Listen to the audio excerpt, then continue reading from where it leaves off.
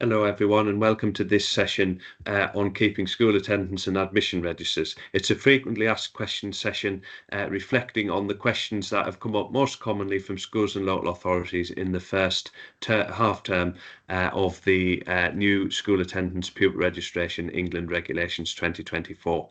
My name's Adam Luke, and I head up the School Attendance Policy and Strategy team at DFE. Let's get started on the questions.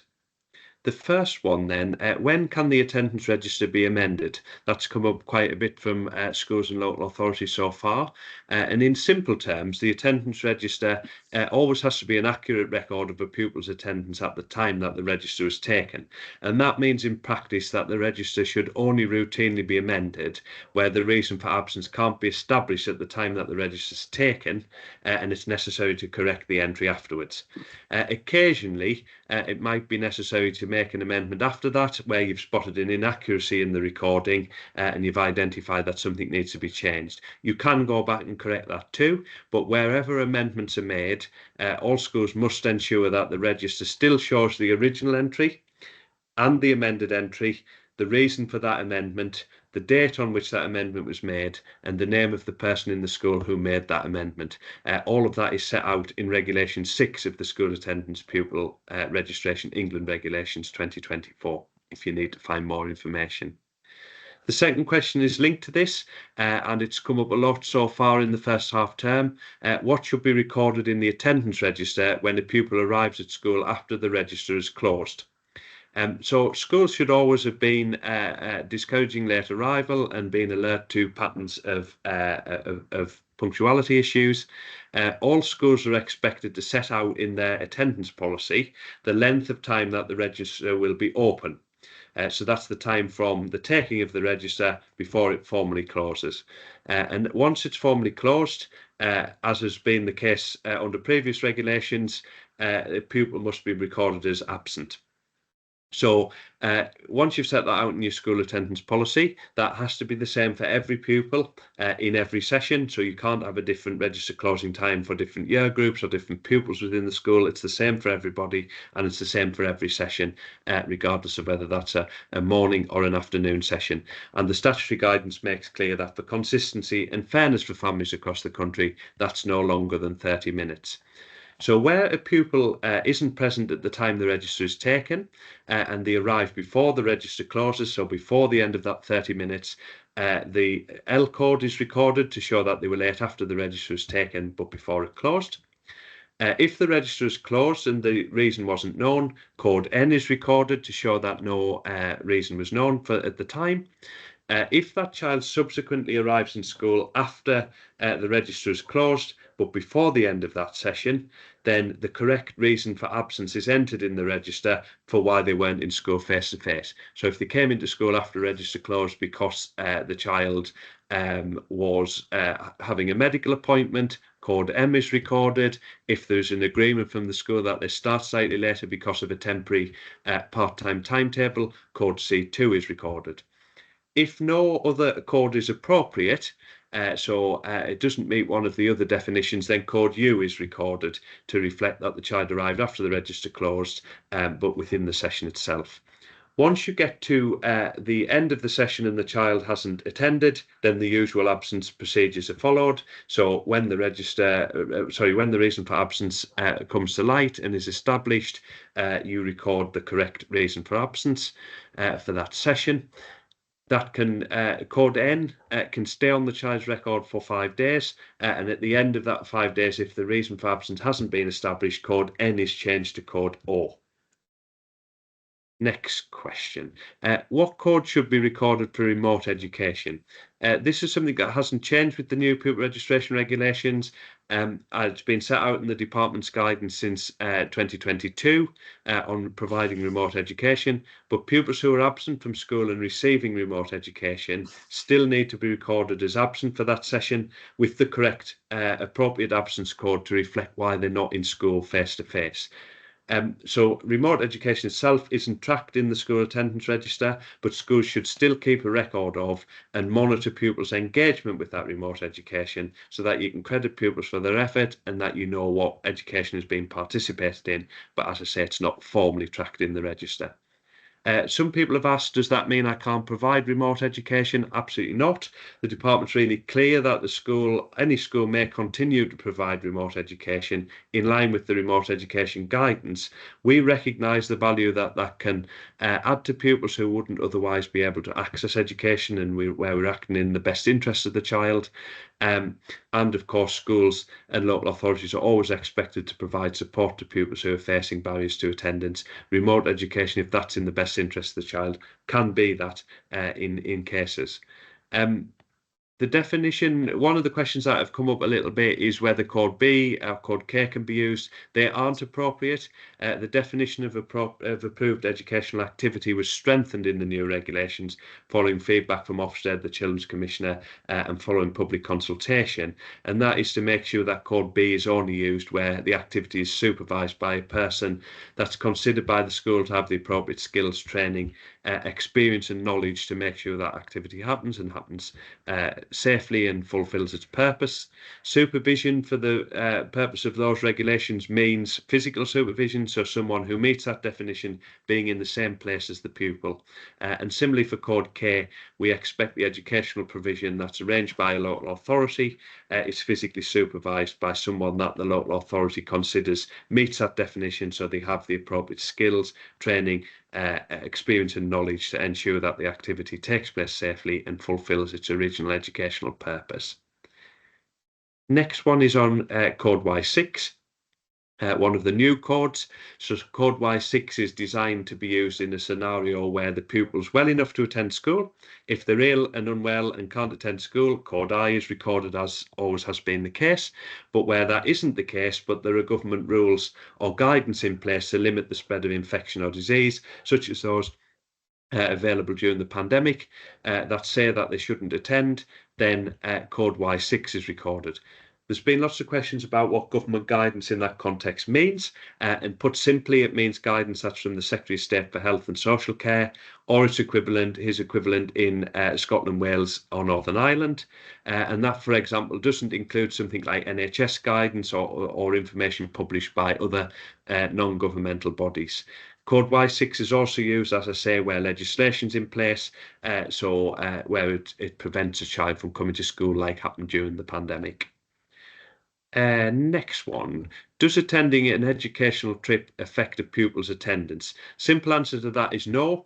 So where a pupil is on an educational visit or trip that's arranged by or on behalf of the school and supervised by one of the members of school staff, Code V is recorded, and Code V is classified statistically as attending an approved educational activity, and that means it counts statistically as an attendance. If the pupil doesn't attend the trip, however, it's just the same as any other educational activity. You need to be checking the child has attended. If they don't, then the reason for absence is recorded with the relevant absence code.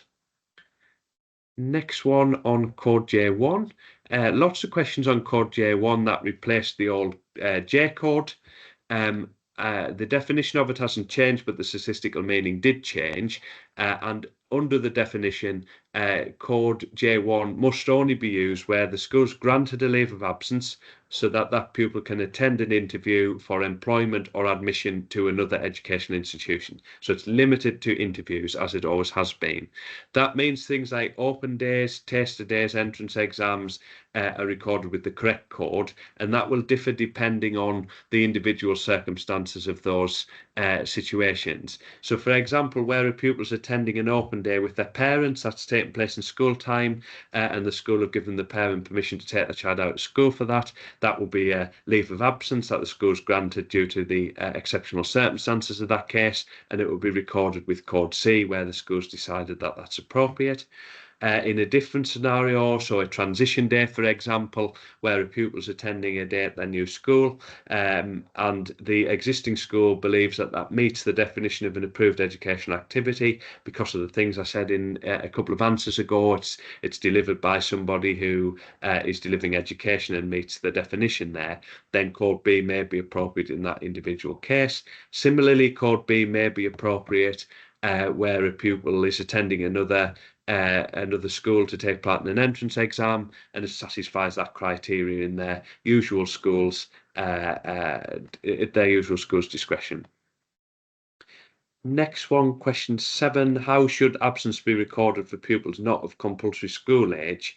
The simple answer is the same with one exception. So where a pupil not of compulsory school age is timetabled to attend the school, so they're expected to be in, say, on a Wednesday morning, and they're absent, then the most appropriate absence code must be recorded to show why they're not there. So if they were supposed to be there on Wednesday and they're ill on Wednesday, code I is recorded.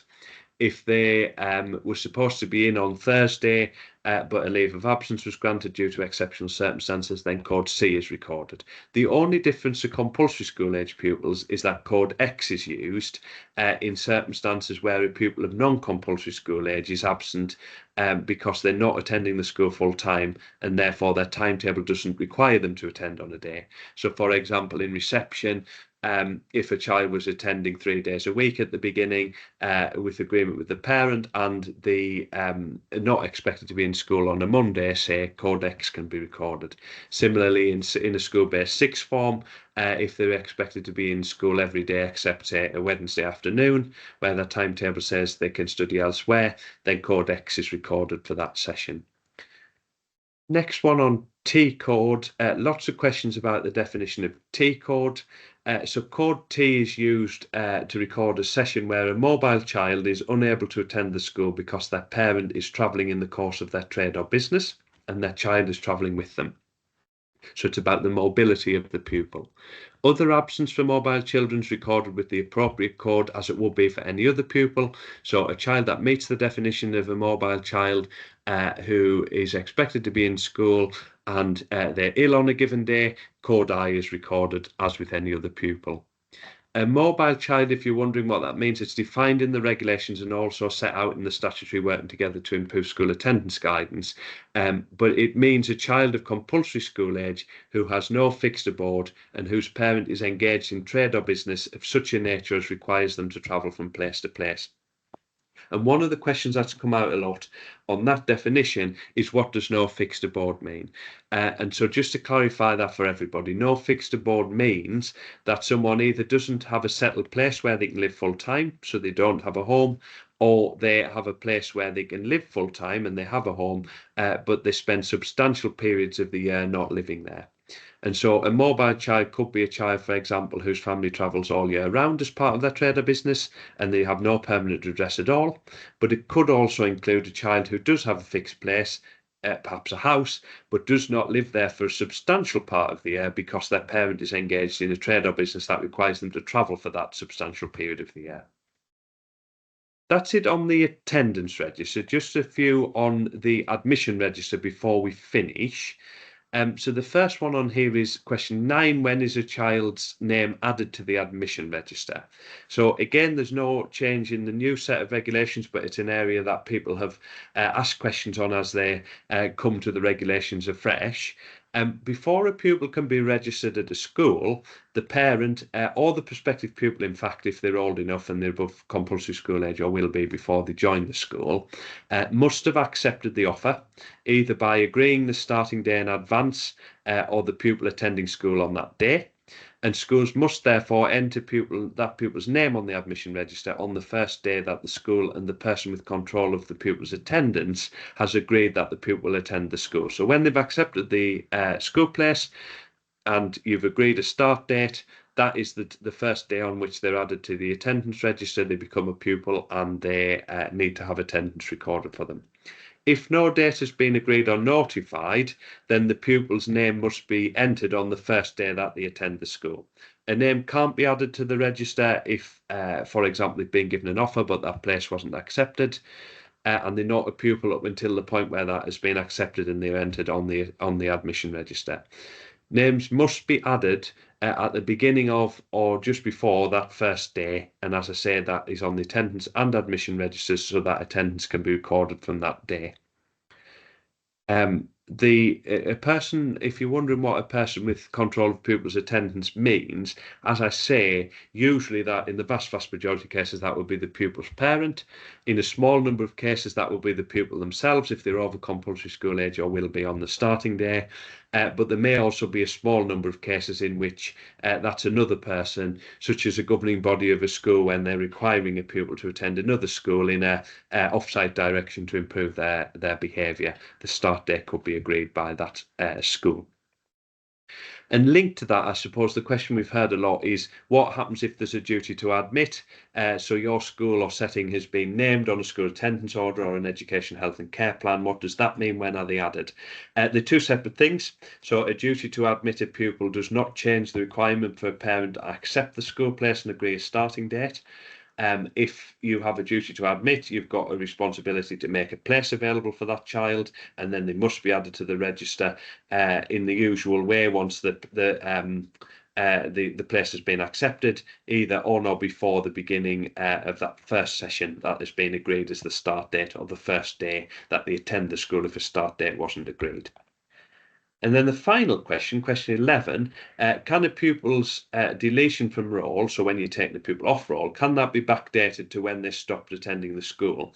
Again, the simple answer is no. As I said right at the start, the admission and attendance registers have to be accurate records at the time to which they relate. So that means a pupil must only be deleted when one of the grounds for deletion in Regulation 9 of the School Attendance Pupil Registration England Regulations 2024 is met.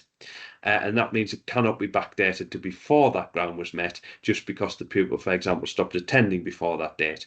And then once the ground has been met, the pupil must be deleted as soon as that ground is met. So it works both ways. Once the ground is met, they must be deleted. You can't delay that, say, for a few days until you find the time to. They have to be taken off at the time that the ground is met, on the day that the ground is met. Likewise, if the ground isn't met until afterwards, but they hadn't been attending for a couple of weeks, they can't be taken off until the ground is met. So, for example, in that case, if a pupil is a suspected child missing education and they stopped attending, say, on the 1st of March, the pupil cannot be deleted under that ground until joint reasonable inquiries have been conducted by the school and local authority. So you set about doing those inquiries. You complete those inquiries on the 1st of April. The ground is met on the 1st of April, and therefore the pupil can be deleted on the 1st of April. You can't put a leaving date, for example, of the 1st of March. I think that has got through all of the questions. Thank you very much for your patience and interest. If you had other questions or you were looking for full details of any of the requirements of the new regulations, both on the attendance and admission register, and details of all the attendance and absence codes, can all be found in Working Together to Improve School Attendance. There's a training webinar for school staff available on the DfE YouTube channel that goes through each of the codes in detail. And please do familiarise yourself with the regulations themselves. Go to legislation.gov.uk and search for School Attendance Pupil Registration England Regulations, and you'll find them. Thank you very much and take care.